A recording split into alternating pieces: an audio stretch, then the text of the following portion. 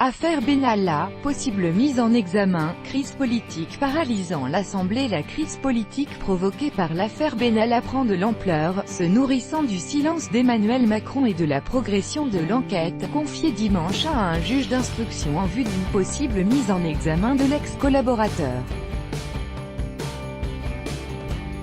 À l'Assemblée, paralysée par l'affaire, la révision constitutionnelle a été suspendue. 5 suspects au total, pour lesquels le parquet a requis le placement sous contrôle judiciaire, doivent être présentés dans la journée à un juge d'instruction. Il s'agit d'Alexandre Benalla, filmé frappant ou malmenant des manifestants le 1er mai, et en garde à vue depuis vendredi matin, de Vincent Kras, employé de l'REM à ses côtés lors de la fête du travail, et de 3 policiers soupçonnés d'avoir transmis à M. Benalla des images de vidéosurveillance. La femme et l'homme frappés le 1er mai ont demandé à être entendus ultérieurement par les enquêteurs. Alors que les révélations se succèdent dans ce dossier, notamment sur les avantages accordés à l'ex-collaborateur de 26 ans, d'un logement de fonction quai Branly à un badge pour accéder à l'hémicycle du Palais Bourbon, le chef de l'État, confronté à sa plus grave crise politique depuis le début du quinquennat, est jusqu'alors resté silencieux. Alexandre Benalla, le 16 juillet 2018 à l'aéroport de Roissy pour l'arrivée de l'équipe de France de football. Copyright AFP, Thomas Sanson. D'après le journal du dimanche, Emmanuel Macron a parlé au téléphone à son chargé de mission, licencié vendredi matin, depuis les révélations du Monde mercredi soir. Alors que le porte-parole de l'Élysée Bruno Roger Petit avait affirmé jeudi qu'il avait été, après le 1er mai, démis de ses fonctions en matière d'organisation de la sécurité des déplacements du président, M. Benalla apparaît sur plusieurs clichés récents aux côtés de M.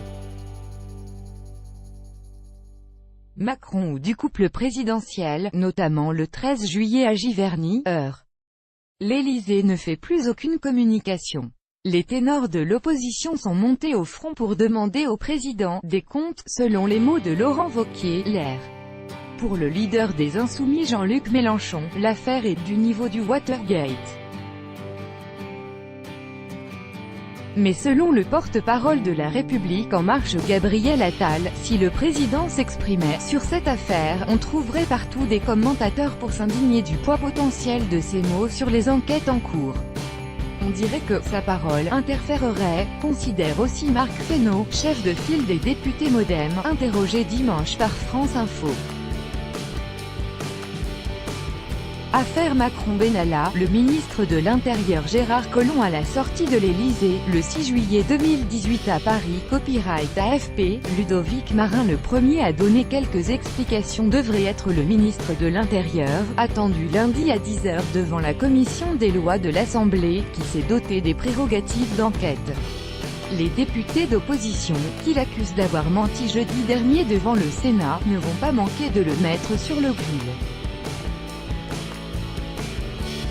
D'après Le Parisien, un déjeuner de crise aurait eu lieu samedi autour d'Emmanuel Macron à l'Élysée, réunissant Gérard Collomb et la ministre de la Justice Nicole Belloubet. Celle-ci a annoncé dimanche matin devant l'Assemblée la suspension jusqu'à nouvel ordre de l'examen de la révision constitutionnelle voulue par Emmanuel Macron, pour le reprendre ultérieurement dans des conditions plus sereines, comme le réclamait l'opposition.